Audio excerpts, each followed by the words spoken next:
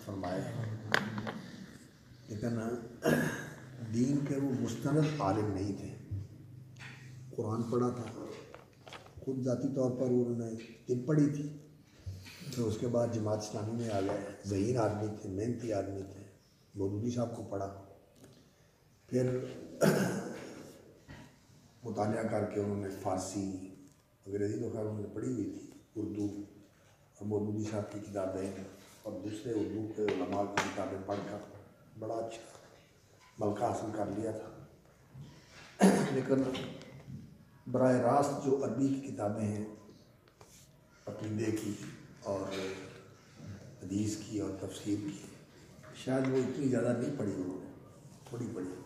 लेकिन जो पढ़ा था ना उनको मुस्ताज़र था, ज़हीन बड़े थे और क़ुव्वत बयान अल्लाह ने बड़ी दी थी उनको। तो उन्होंने कुरान मजीद की अच्छी खिदमत की है, लेकिन कहीं कहीं ठोकर भी खाई है, कहीं कहीं गलती भी हुई है चीज़ों को समझने में, बयान करने में, मसाइल के अंदर भी और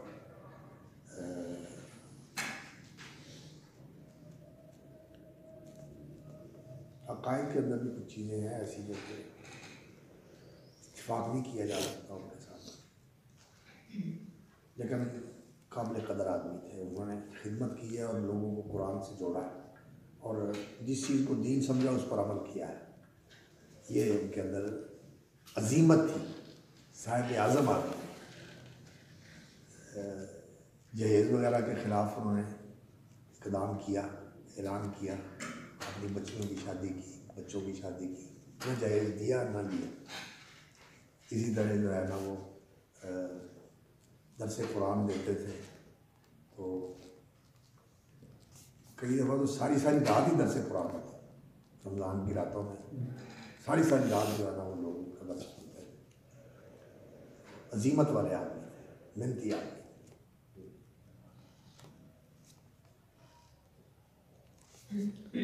लेकिन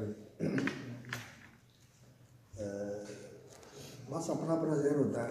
कहते थे कि मैं कभी रफ़ली ज़हन कर लेता हूँ, कभी नहीं करता, हदीसों के पास चले जाना। तो बल्कि हदीसों के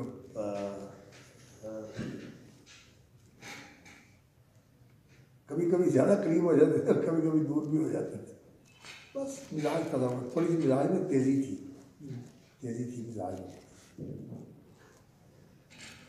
डॉक्टर जाकिर नाइक साहब के बड़े करीब थे और डॉक्टर साहब ना उनका जो कुरान के हवाले से उनकी मुहाज़रात हैं ना, इनकी कदर करते थे। और फिर वो चूँकि उर्दू ज़ुबान में बड़ा उनका अच्छा मलका था बयान का और कुरान मजीद के मारिफ बयान करने में बड़ा उनका सलीका था, तो उनकी गुफ्तगू जो है बड़ी मुरत्तब है।